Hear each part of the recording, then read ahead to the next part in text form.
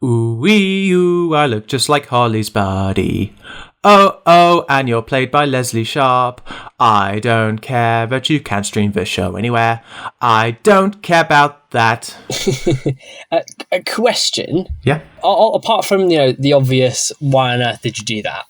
I'm confused. You say you look like Holly's body, right? No, it's Holly's buddy. That's the joke. It's Buddy Holly, and Bob is Holly's buddy. Holly's buddy. Okay. Yes. But then you say you look like... No, you're played by Leslie Sharp. Now, I was just confused because you were talking about Holly, and then you start talking about Leslie Sharp who plays Rose. That's my only question. Yes, but I'm saying you're played by, you're not Leslie Sharp, you're just a character played by Leslie Sharp. And also it has the same number of syllables as Mary Tyler Moore. Oh, okay. I'm with you. And this now will be an episode with 0 listeners. Sorry, no, that's mean.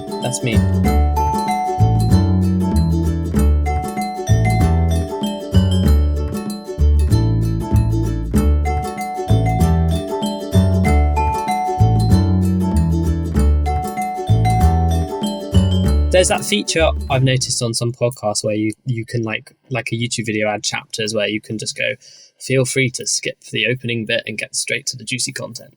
We don't do that. No. Because you got to listen to this. Welcome back to Davis on Davis, the podcast all about Russell T Davies and the shows he has done that are not Doctor Who.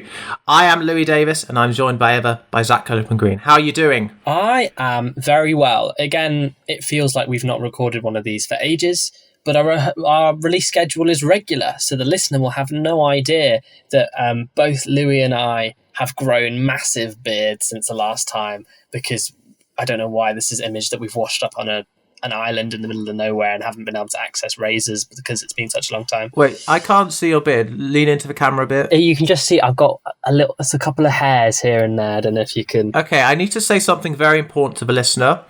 I already have a beard. I already maintain a beard. That's already a thing I do. I haven't grown a beard. I've just not shaved my beard. But I'm thinking more like a pirate beard, when they imply that someone has been stuck on a desert island. Right, yes. Kind of thing. No, I am very well, actually, and I'm very happy to be here discussing the penultimate episode of Bob and Rose.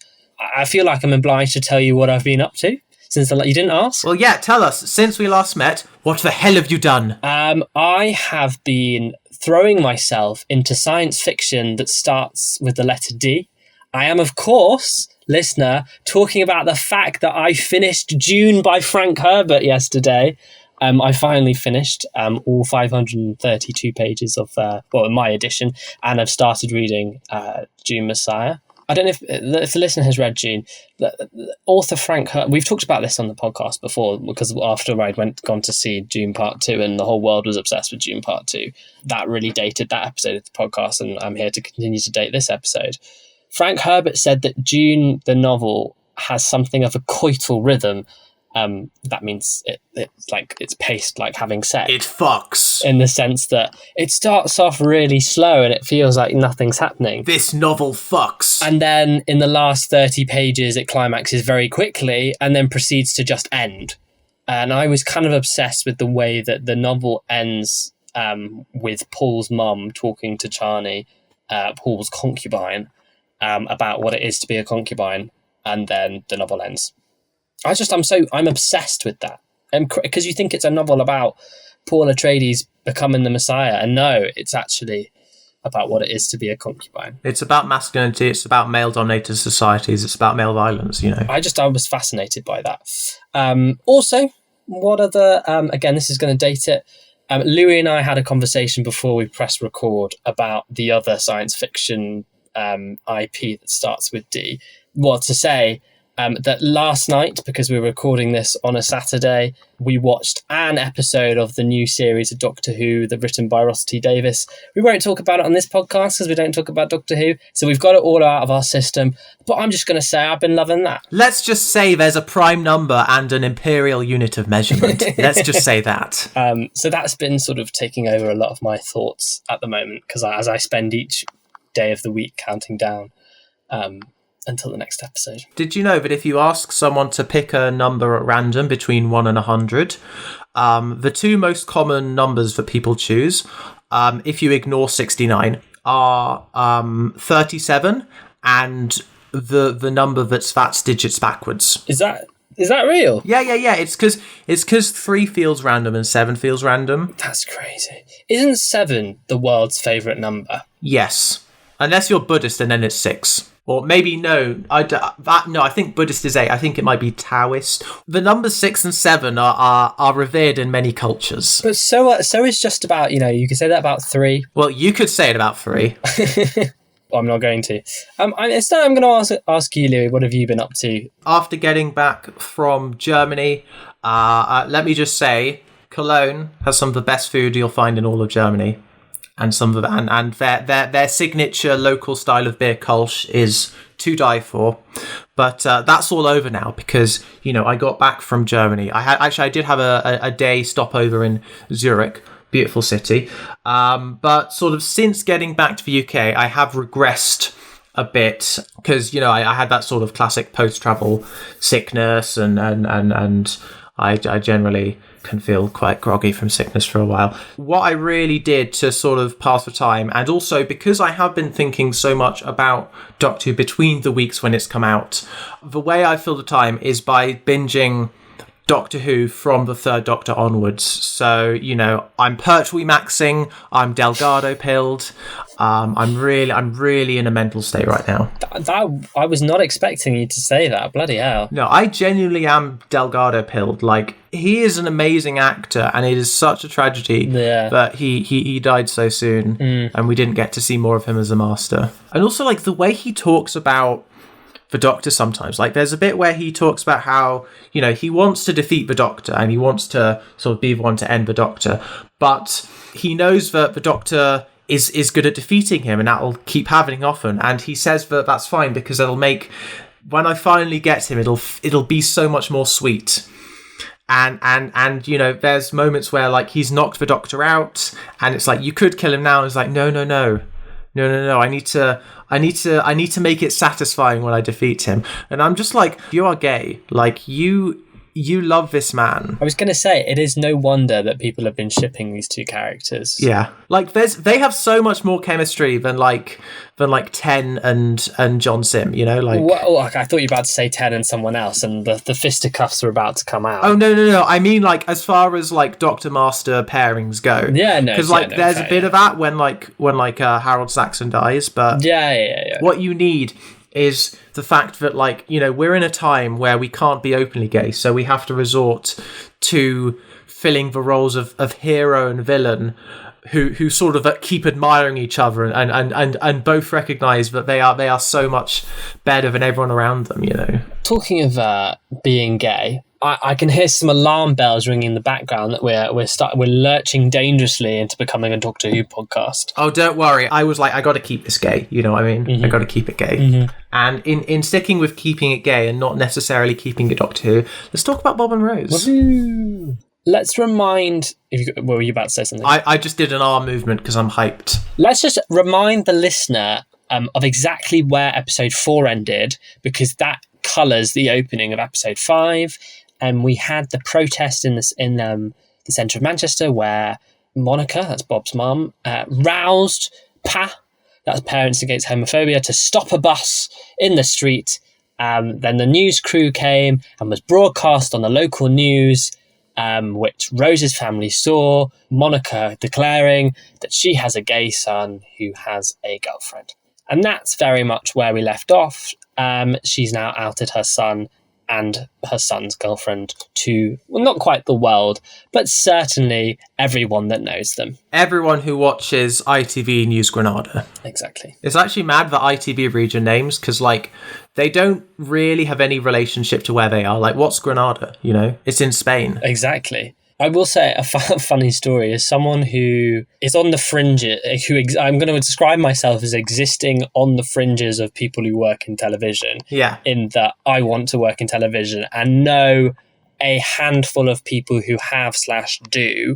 A lot of the people I know who are like in their late 40s, 50s, who used to work in television, all of them, if you talk to them long enough, will say, oh my gosh, when I used to work at Granada, and then they'll start telling you about those rose-tinted days. Yeah, making the motion graphics or whatever it is. Exactly. Carl does. Sitting in the canteen at Granada, and you never know who's going to walk in. Everybody loves Granada. Sorry, that was a tangent. It's good. It's good to remember that sort of, Manchester has been a media hub before Media City, Exactly. Anyway, so it was on the news that basically every character in this show now knows about Bob and Rose. Like, that's been made public knowledge. We start the episode sort of knowing, basically with kind of under the assumption that, every kid at Bob's school knows, everyone in Rose's office knows, and that's the basis for our opening montage. Which is something that I think at the end of the last episode, we think it's such a heroic action of public defiance that's happening, and then you kind of forget, oh my gosh, there are consequences to all these things. And we saw just a slither with Rose's family, and you realise when Bob goes to school and there's all these kids giving him weird looks off the bus, the school bus has come into school, and all these kids are sort of leering and cheering at him, jeering out the window, like, yes sir, yes sir. That's probably now made his life at work hell. We don't really see that explored in beyond that one scene of these kids cheering at him. I realise leering and cheering are two very different things. Yeah, it's jeering. But that's an interesting idea. Yeah, and I mean, like, even the girls in Rose's office are sort of giving her looks, laughing behind her back, until Anita actually sort of talks about it to her face and is like, ooh, got a gay boyfriend, but Janet, in classic Janet fashion, is actually quite supportive. Yes, she but is. Just doesn't articulate it very well. She articulates it very well, I would say, just in a really odd way. She articulates the wrong thing. She does. So Janet, you'll remember, is one of Rose's more junior co-workers, who's played by the same actress who played Donna in... I'm just giving the people, because, these names.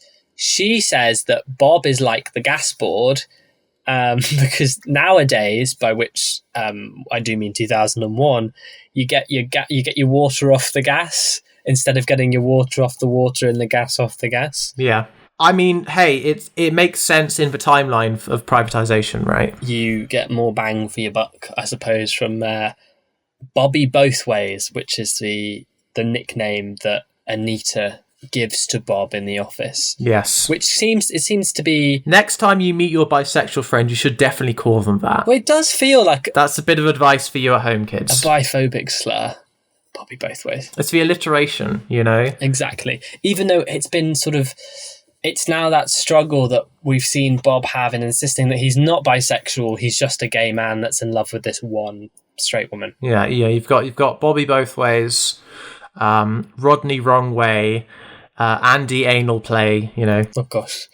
Speaking of anal play, so we don't see much of Bob at school and what the boys at school, their reaction is to the news. Yes, thankfully. But we do see more of an exploration of Rose's co-workers, and I literally screamed at the screen because we see Rose and Anita having lunch in Manchester Arndale, guys. That is actually crazy. Is that a shopping centre? It's this massive shopping centre in the centre of Manchester. Yeah, so they're having lunch in a shopping centre. But it's the Manchester Arndale, and I'm sat there going, oh my God, the logistics of filming in that shopping centre, which is a massive, busy shopping centre in the centre of town, especially in 2001. Yes, they were almost going to film in Bristol Galleries, but then Russell stormed into the office and was like, no, it has to be authentic, So it's because the Manchester Arndale, according to my mum, was always known as quite a seedy place. And then the IRA bombed the centre of Manchester. I say bombed like they dropped bombs. There was a bomb. There was like a car bomb in 1996, and that destroyed half of the Arndale. Well, not half of it, but a portion of it. And then it's been rebuilt, and it's all glossy and shiny now. That you get this scene part of it. It's just, sorry, I'm Arndaling fanboy. But yes, they're in the actual Arndale, which I just think is really cool that logistically they were able to film there. And what you think is a lower budget ITV drama. Wow. But what's actually interesting, is the conversation they have in the Arndale. Yes. So the conversation they have in the Arndale is about anal sex. And Anita is like asking Rose, do you think it's disgusting? And Rose is like, wow, you think he's disgusting? It's like, no, I don't think he's disgusting. I just think it's disgusting. And by it, she means anal sex. Except Rose is like, you have done anal sex.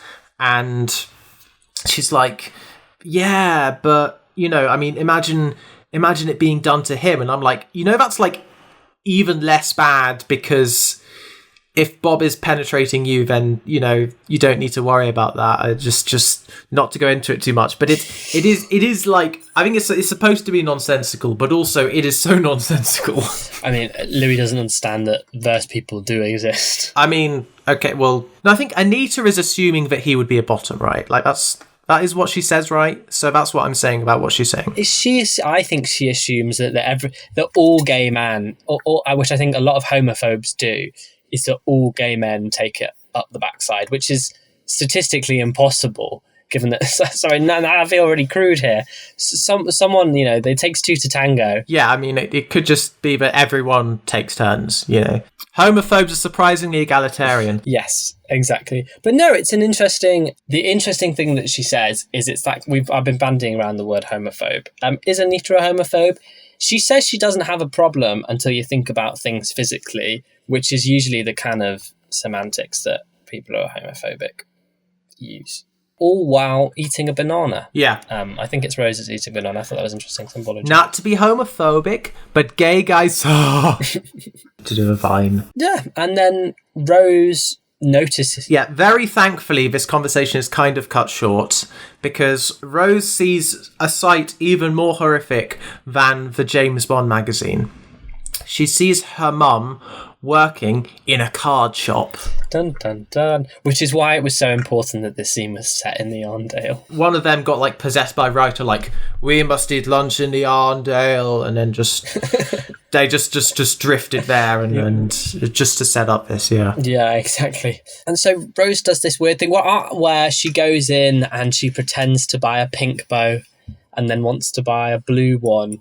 And that's when it clocks with us. I went, oh, I didn't realise Carol works in a card shop. She must have always worked in a card shop. And it turns out that no, this is a new job that she's got that she hasn't told Rose about, because it was Trevor's idea that Carol get a job, so that, quote unquote, she can get a bit of independence. Whereas actually, Rose says, oh, you've got a joint account. Yeah. And Carol says, yes, but after all the news about you and Bob, Trevor wants a drink. No, yeah. And I think the implication is Carol's got a job in the card shop to pay for Trevor to drink his troubles away. Exactly. It is a worse independence deal than Brexit. That's a good joke, Lee. Yeah, get me on Have I Got News for You? Get me on the news quiz. What's up with Bob's mum, now that we've looked at Rose's mum? Well, we get a great transition, basically, because now that they've decided that, oh, you know, we should also meet Bob's parents too. That's what Carol is like. And so when she says that, we cut straight to Monica, a close-up of her face. We don't know where she is. And she's saying, like, I am guilty of caring about stuff, you know, and she's saying, I am guilty of protesting injustice and all these things. And she's pleading guilty, but she's, you know, being an activist about it. And it turns out that we're in court and Bob is next to her and he also pleads guilty. So basically they're all pleading guilty to their charges because they're like, yes, we did this and we're not sorry. And they all get fined. Actually, a bit of time has passed because Rose is also there. So she's in the stalls watching Bob. And in fact, when he's like pleading guilty and stuff, because he's like standing up in the courtroom next to someone. Is it Carl he's standing next to? Yes, his ex-boyfriend Carl. Yes, he actually grabs Carl's ass because he's able to sort of reach and do that so that everyone behind him can see, but so that no one in front of him, the judge or anything, can see. And so Rose sees that And I think he's doing it as a bit of like, it's like giving a middle finger, but putting it below your car window so the cop can't see. It was like that. Just a little act of defiance that hopefully no one sees, apart from everyone who wants to see it. Do you think that this mutual squeezing of the arsing, because it is mutual, because Carl does it back to Bob. It's a handshake. Is a little bit of foreshadowing. I mean, it is now, yeah. Yeah. Yeah. But someone who isn't at the courthouse is Holly, because actually she runs out of her apartment and is running to the courthouse and manages to sort of catch everyone while they're like outside holding up a big like banner that says guilty, because they're like, we're guilty and you know what, we're not sorry, basically. So she catches them there and, is able to like say hi to Rose, as they're looking at Monica and Bob and all his friends there. And who shows up but Bob's dad, William. He is unhappy, okay? He is unhappy because it turns out that Monica has decided to pay everyone's fines, that being £200 each, which is £1,800 or £3,196 in today's money. And he would have liked to spend that on, I don't know, presumably some jewellery, because that is quite a lot of money. Do you think Bob's dad wants to buy jewellery? Well, no, I'm making a joke there. I'm just saying what costs $3,000, A skiing trip. Yeah, transatlantic flights. He does mention skiing in this episode. Oh, yeah. So maybe his heart's desire is to go skiing. Yeah. I mean, I don't know. I've never been skiing, but everyone says it's expensive, so I can imagine. Yeah, well, the thing is, later on when he mentions skiing, he says, and the day after that I might go skiing, which to me makes me think that he'll go to like an indoor slope, or one of the ones with like the rope thing. I don't fucking ski. I the lattice of ropes that you can ski on. That's one of the ways to ski in the UK that feels a bit lame, basically. Well, I mean, Manchester's Chill Factor, which features in the background of Russell T Davies' Years and Years, was yet to have been built in Bob and Rose, so he certainly wasn't going to go there. There you go. But William isn't the only guy giving these women shit, because Carl is bitter because the parents, the PAH, the Parents Against Homophobia, come up to Rose and are very happy to meet her, and he's like, oh my god, they say they support us, but they're a bit too keen when that gets challenged, when it seems like there's an end in sight. Yeah, they're obsessed with the famous Rose. Yes. And Monica gets Rose to come over to the crowd where there's a photographer from the Pink Paper who wants to do a spread, and Monica's like, oh, Rose, can you kiss Bob on the cheek for the photos? Which it's all in this complicated messaging of, yes, we're celebrating Bob's identity, but people are perhaps celebrating a gay man being in a hetero-passing relationship a little bit too much. Yes.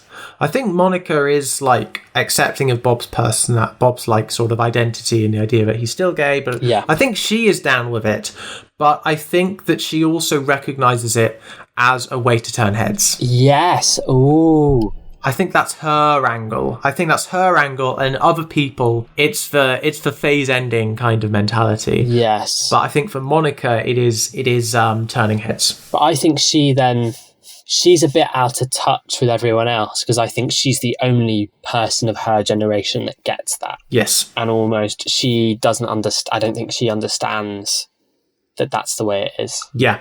Some interesting character work going on here. I know. Meanwhile, Holly, who's being a bad buddy because she turned up late, ends up going to the pub with the rest of them because they go for a little celebratory drink. And alcohol was cheap enough back then that you could have a drink even if you'd just been slapped with a £200 fine. Well, I mean, except they're not paying their £200 fines. No. I bet Bob's dad, Will, is not having a drink. He's saying, we've got drinks at home. Yes, I will just have water. And in the pub, Holly she fills Bob and Rose in with her gossip, namely that Gary Spate, her ex-boyfriend, has asked her out on a date. That rhymed.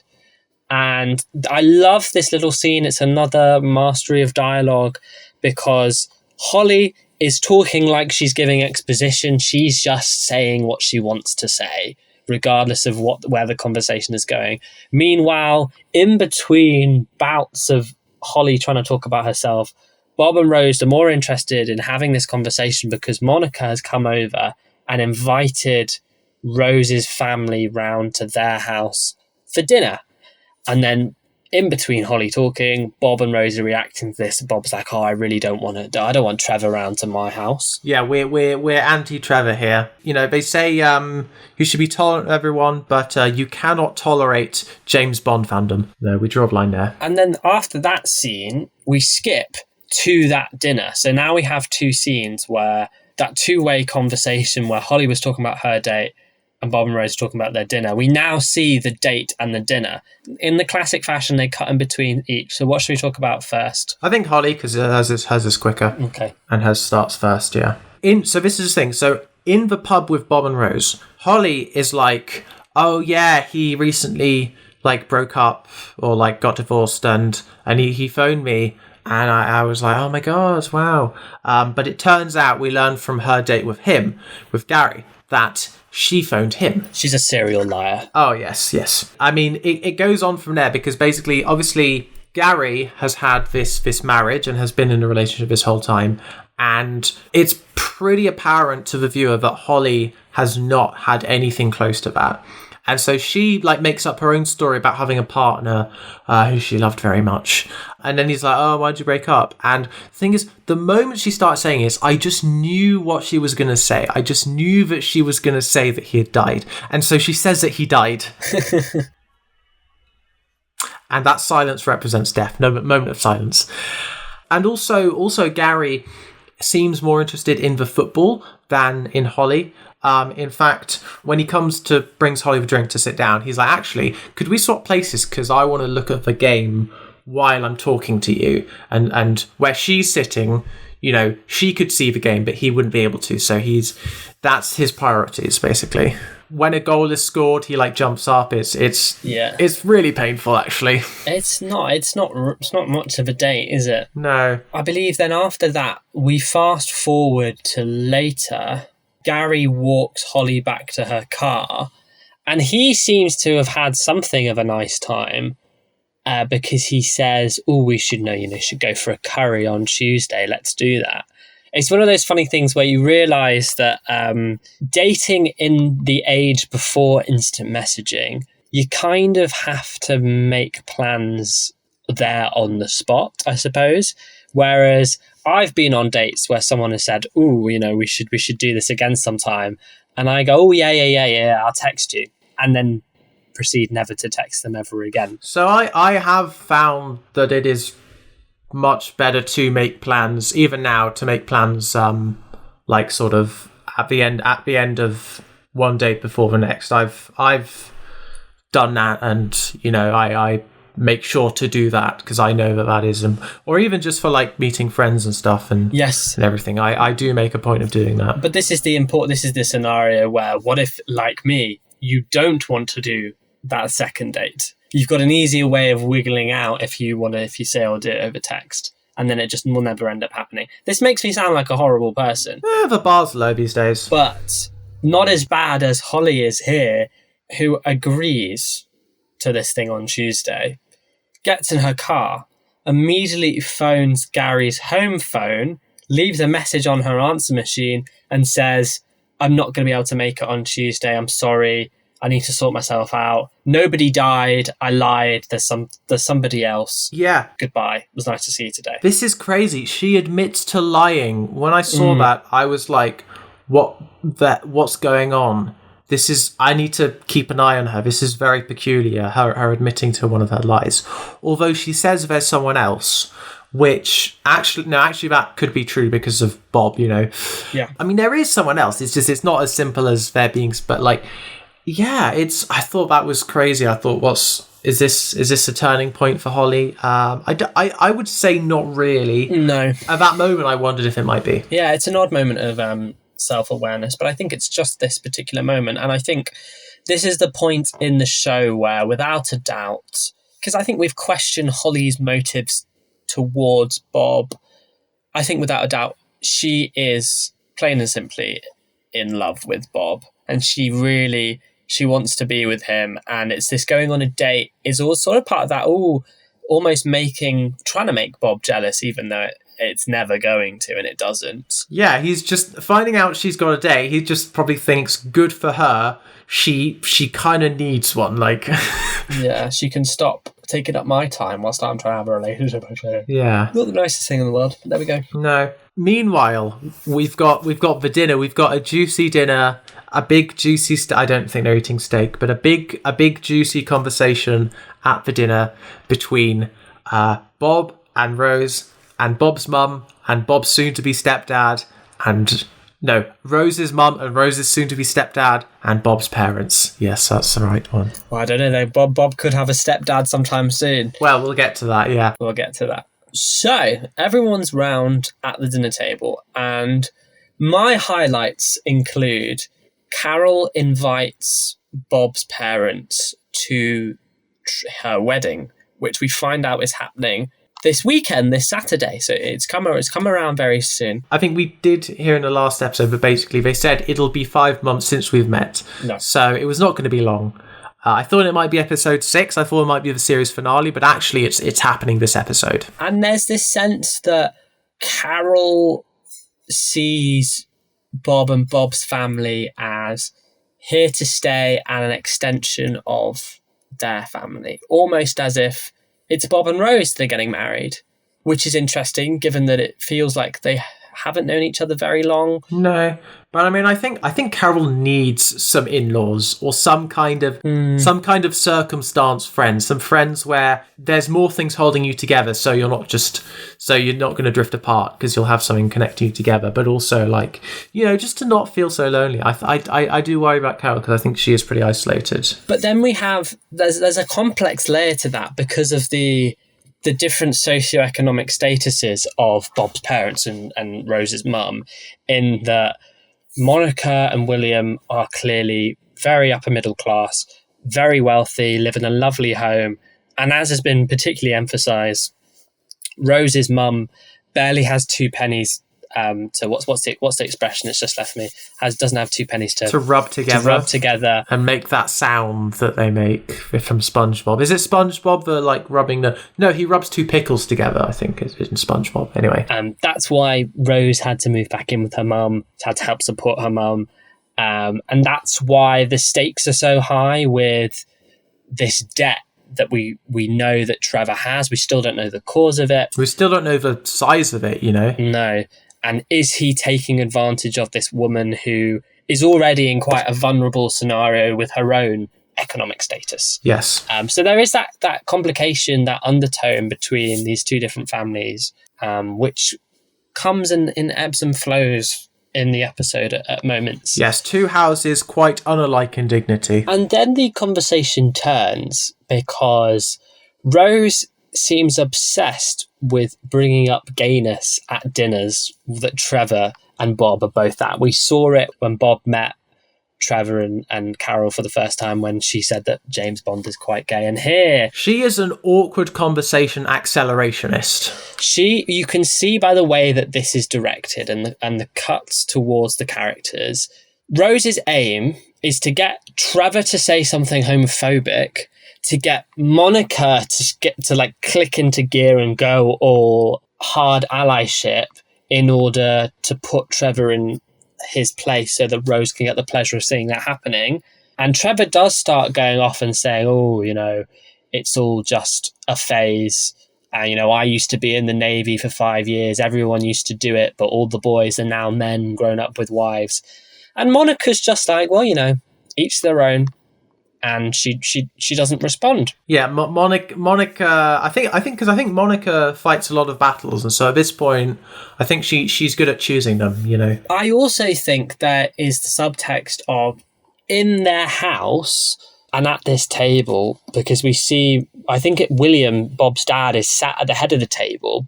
I think Monica's aware that she doesn't want to go off on one in front of him because he won't appreciate it. And as Rose keeps pushing... Yeah, we're in William's domain. William is the one that turns to Rose and says, that's the end of this conversation. Yeah, cut it out.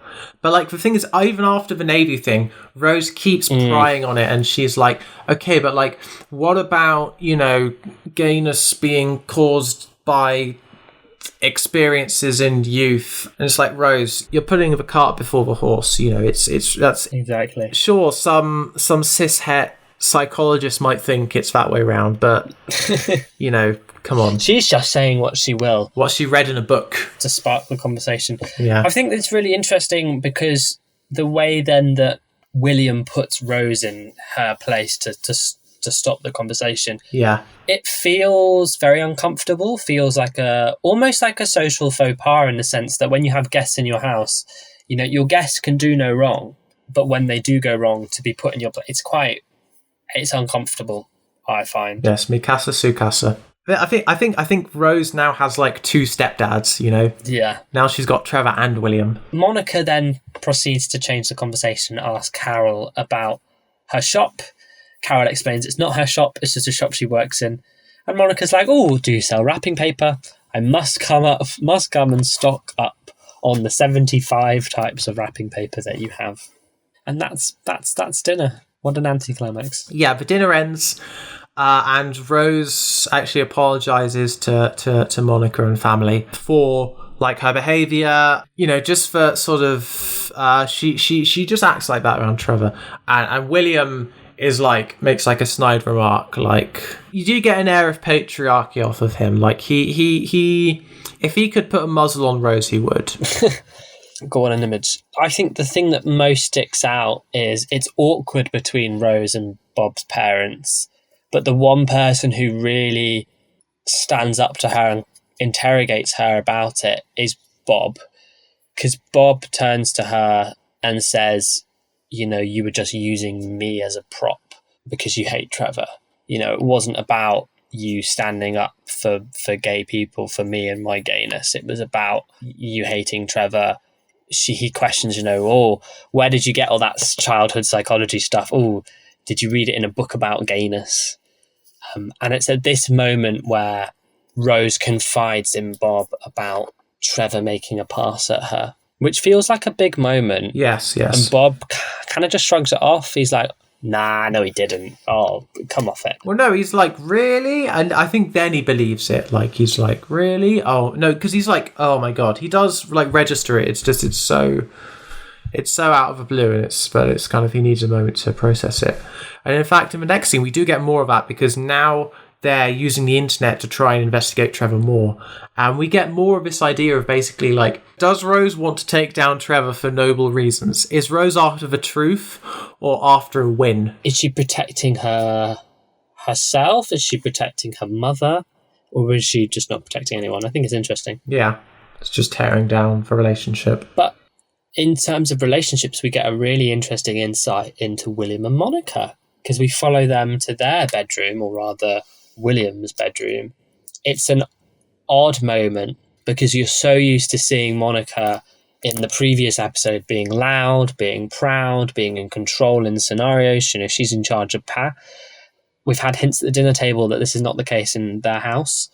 And here William sort of reads Monica the right act. He says that, first of all, he doesn't like Rose. He thinks Bob's marrying his mother. Which is also a way to insult Monica. And then he says that he's not embarrassed by Monica and all the things she does fighting against homophobia. He's ashamed of it.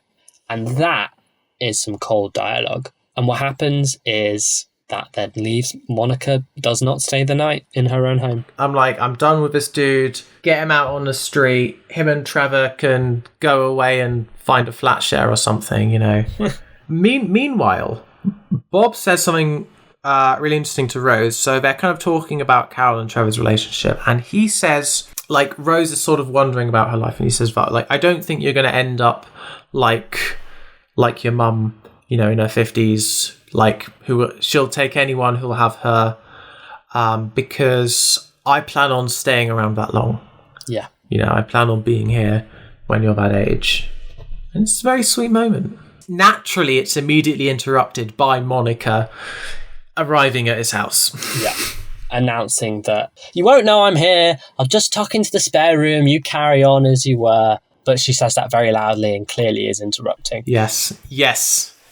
The next day. Well, what? I was doing the SpongeBob. Yes, you did. Time pass joke, because the next day we see her like painting the walls and like, you know, really making her presence known. But we'll get to that. Listening to very loud classical music. Yes. Having washed the curtains. Sorry, yeah, I mean, you're getting carried away. I love that scene. Yeah. Most importantly, just before this very intimate conversation, which Monica interrupts, Bob and Rose are researching Trevor's James Bond website, because after Rose confides in Bob about Trevor making a pass at her, I think now there's a sense of camaraderie between the two. Bob is like, okay, if he truly is a terrible person, I'm going to help you hunt down this man. Yes. But they can't find anything. There's hundreds upon thousands of James Bond fan websites, which I completely believe.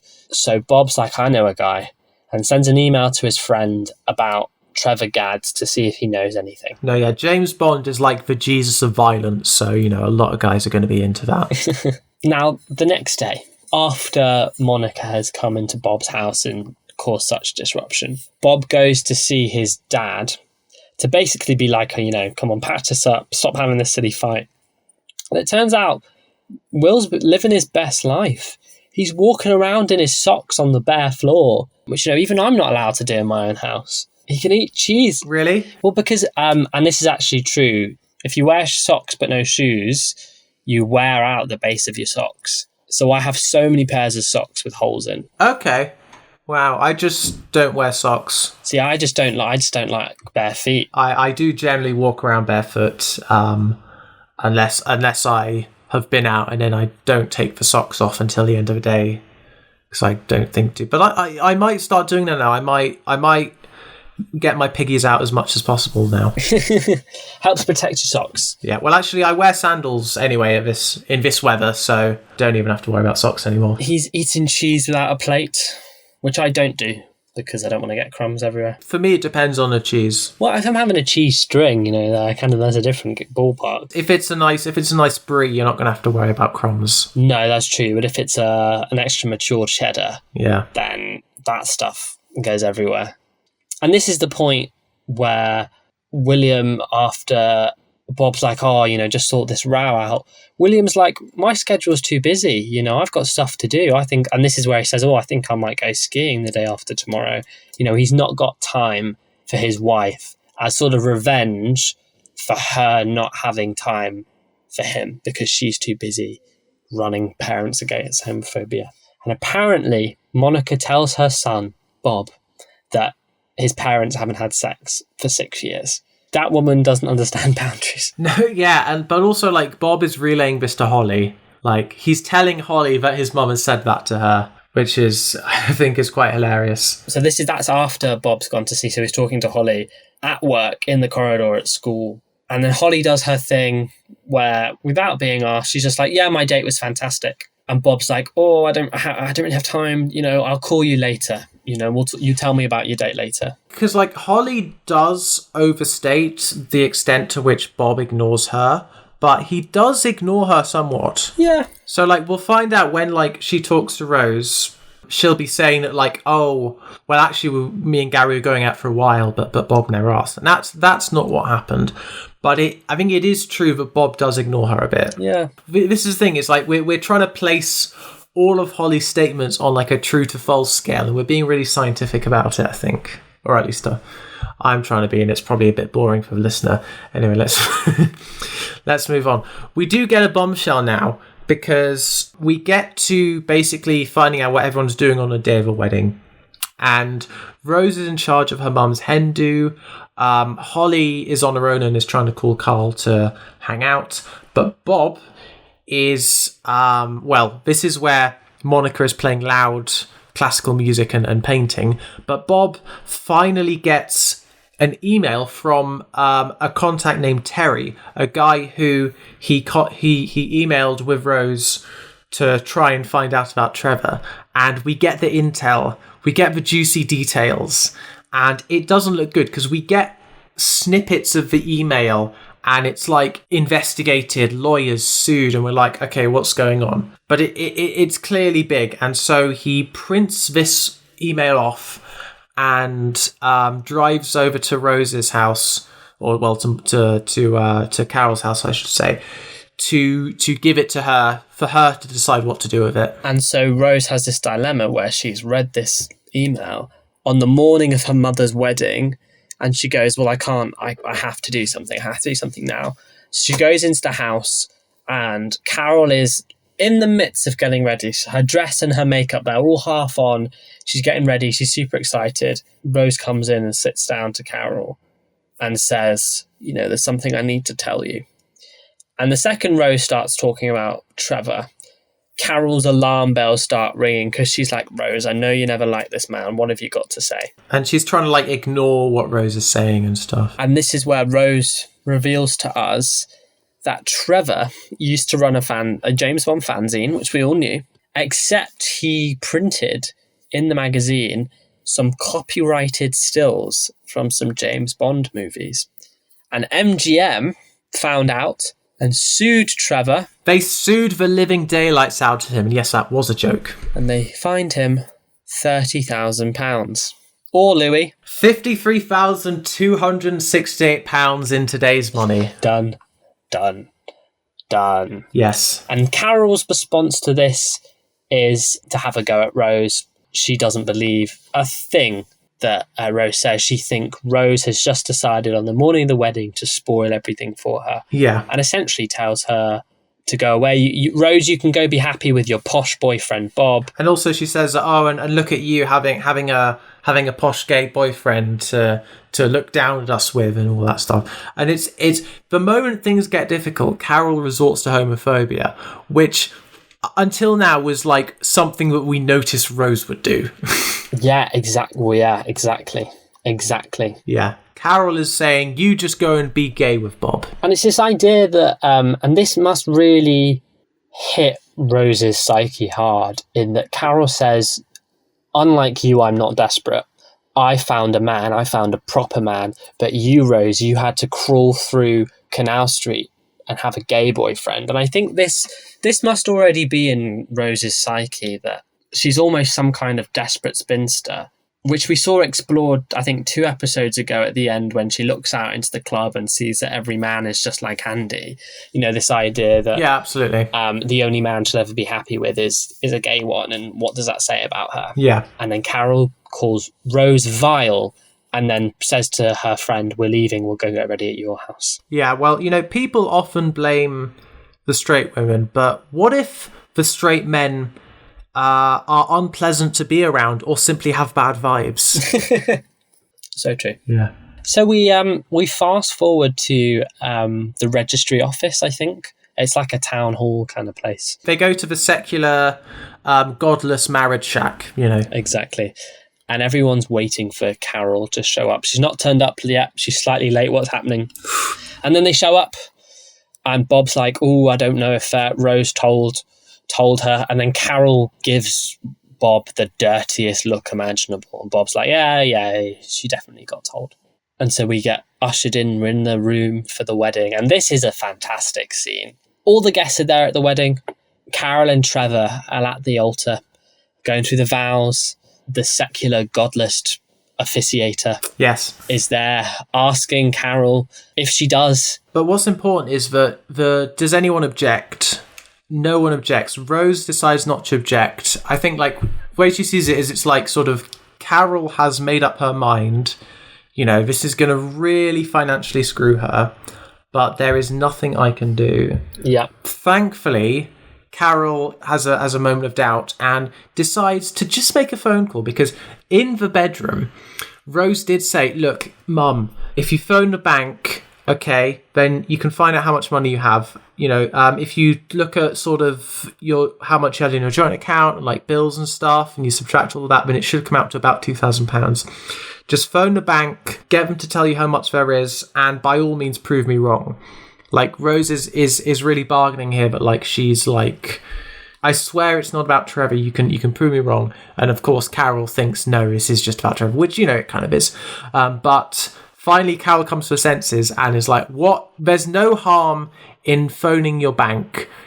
There's potential harm in saying I do. So she's like, I just need to phone the bank. Does anyone have a phone? I just need to make a phone call. And actually Monica lends her phone, which is quite lovely. Mothers supporting mothers, you know? Is it that commentary on the socioeconomic distance between the two that, of course, Monica has a fancy mobile phone on her at all times? Yes, fancy.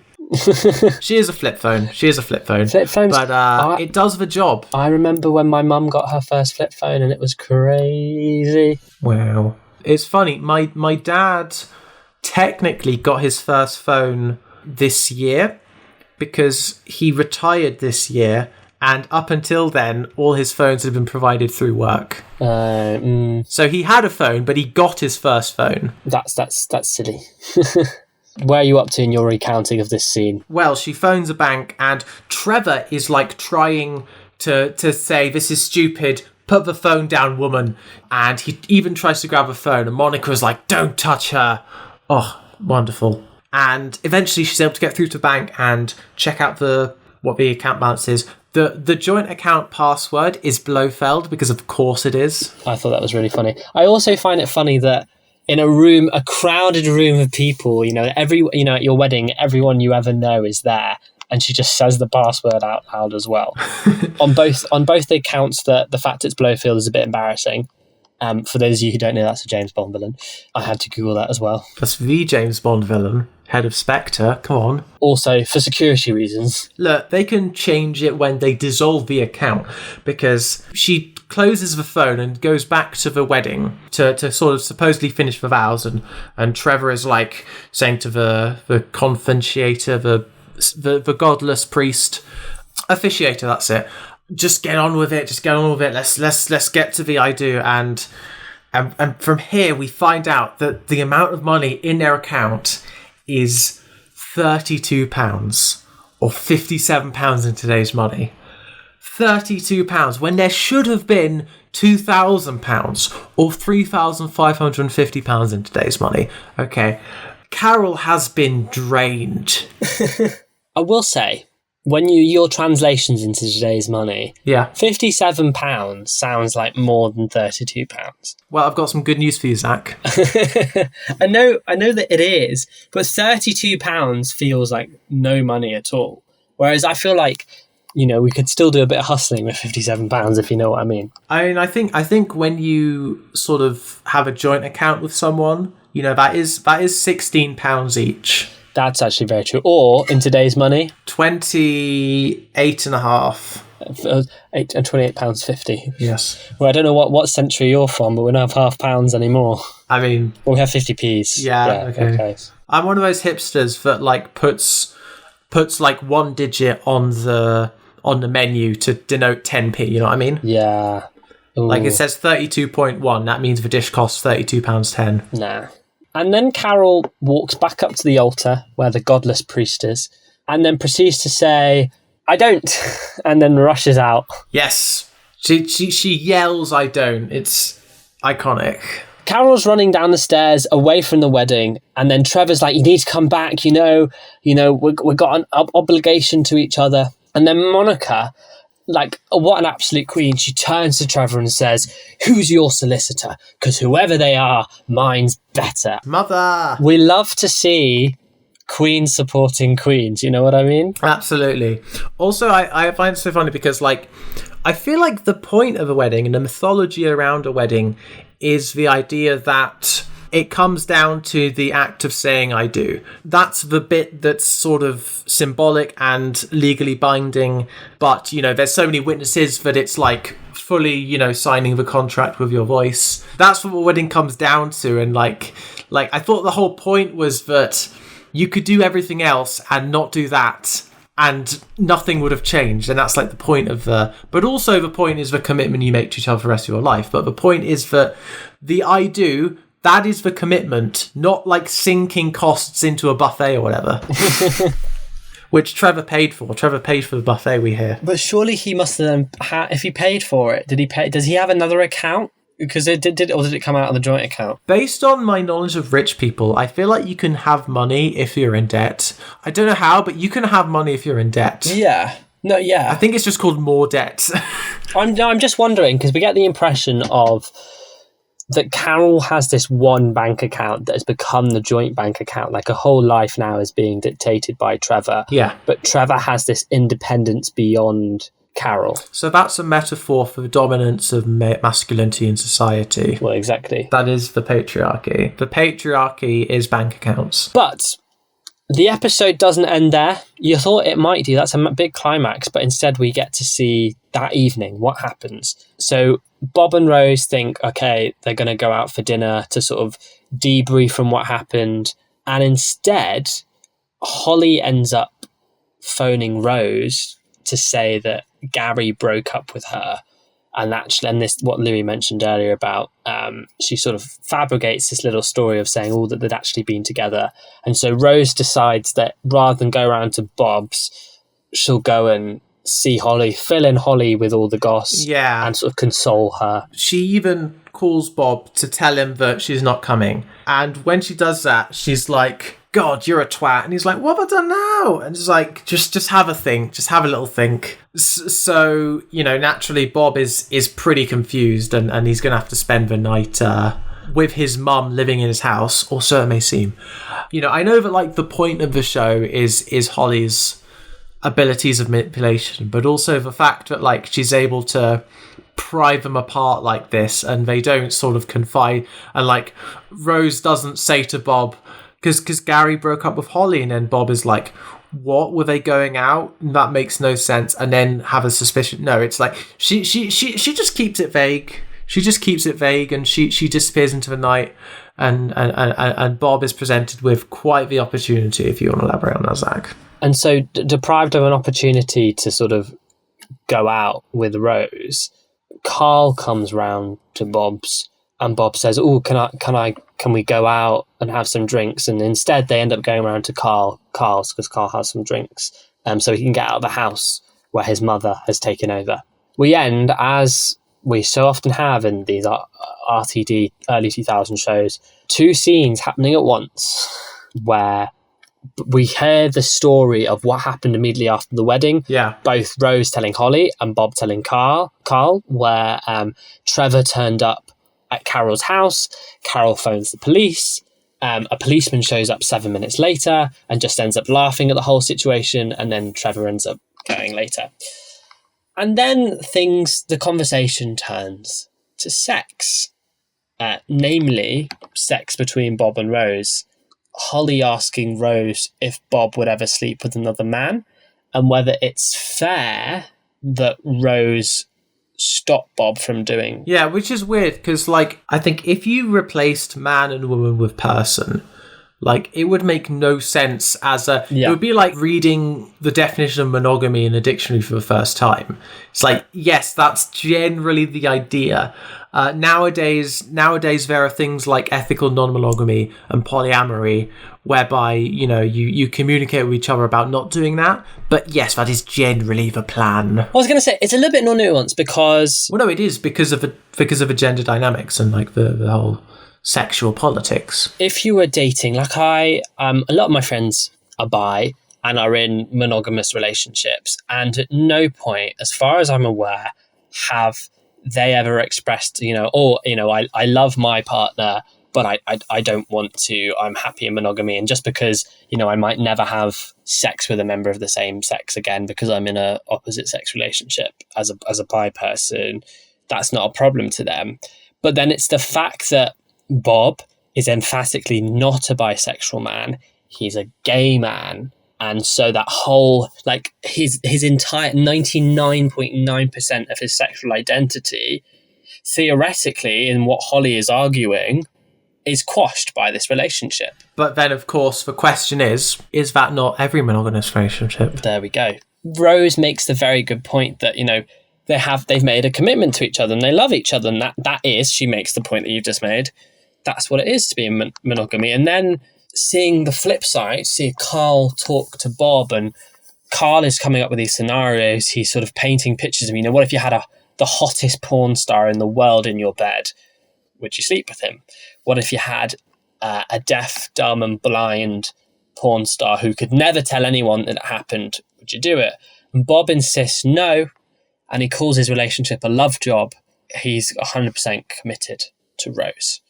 Holly, in the conversation with Rose, says some more interesting. So many interesting things happen in this conversation. Everyone looks at people outside of their relationship. That's the thesis that these conversations have, that you're allowed to admire.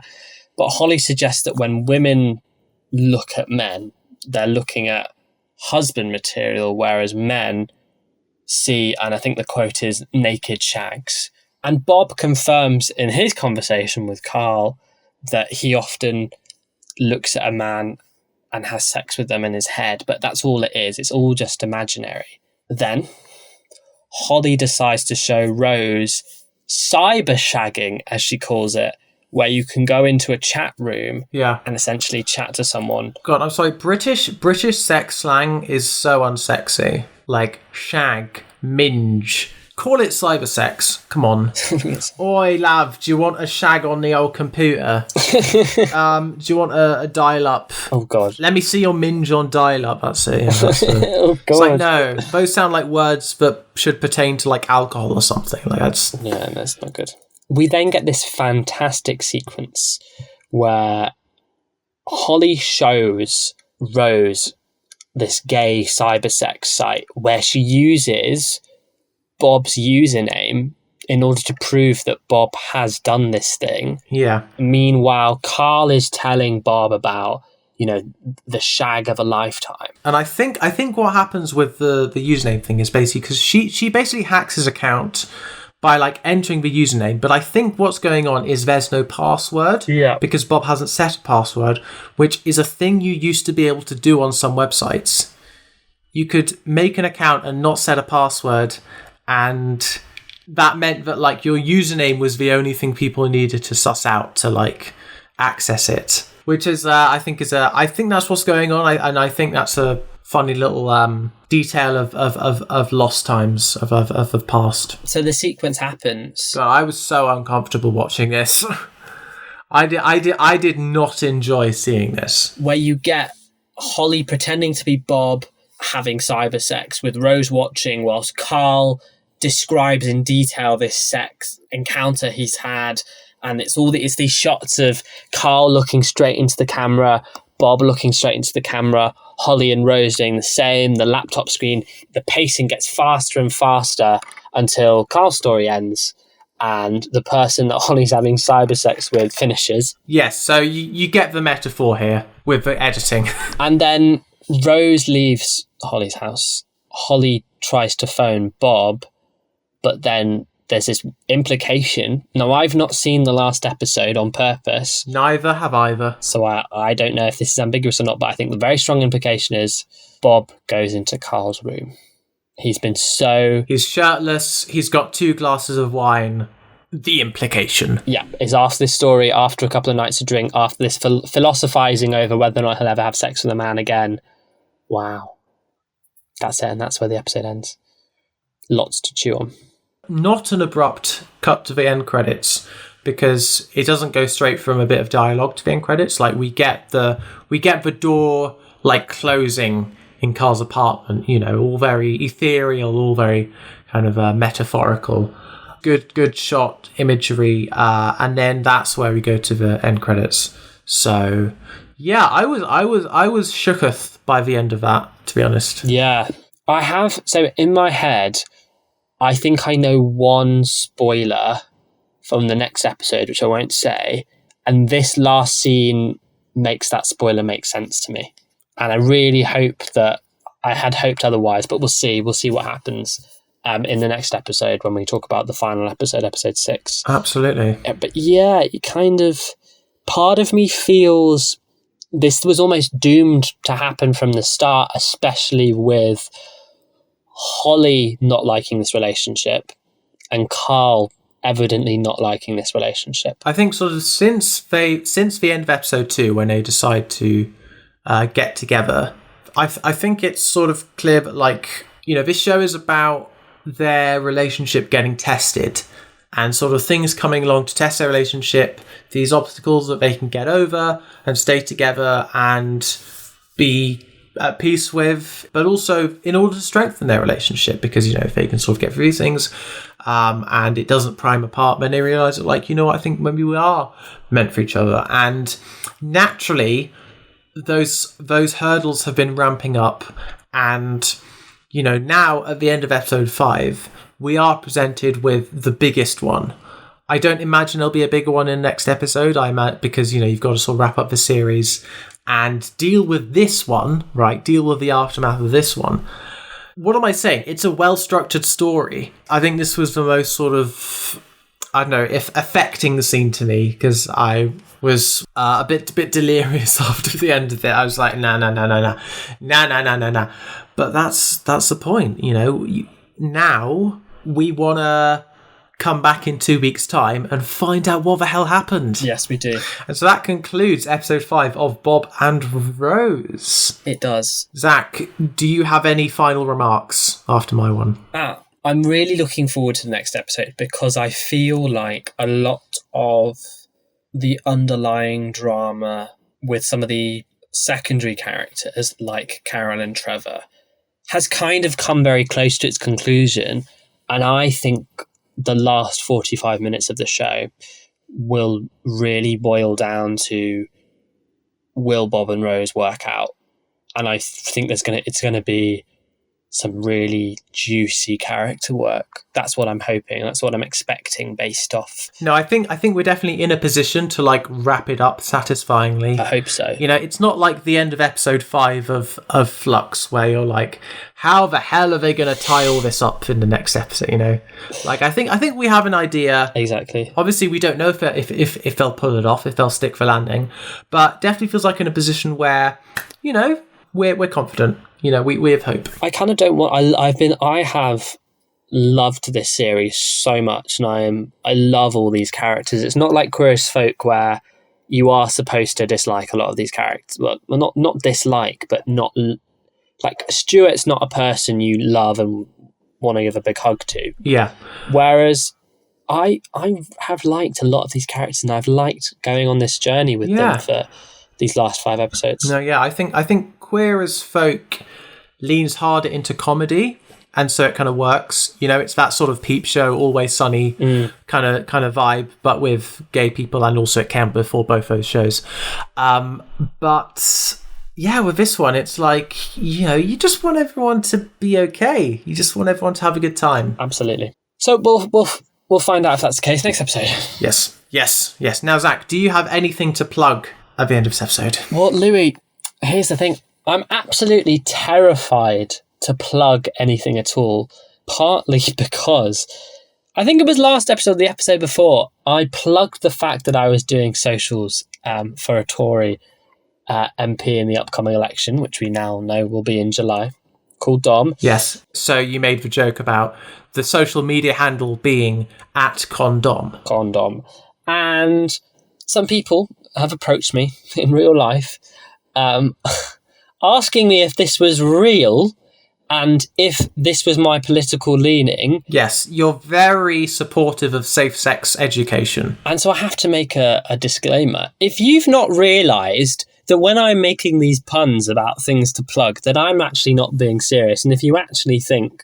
Well, actually, I was going to say, if you actually think any marketing manager in their right mind would have a politician's slogan be @condom, you'd be laughing. But I think we've seen how the campaign trail for the Conservative Party has started this time round. That would actually be very on brand. But no, so my disclaimer is, from now on, when I plug things, they are jokes. Okay, people? Yes. And tune in 2 weeks' time to hear Zac actually plug his Fringe show. We'll see you then. Bye, everyone. Bye-bye. Oh, and also follow us at Davis on Instagram. Follow me at Lou on Air on Instagram, Lou on the Air on Twitter. Yeah, that's it. Bye.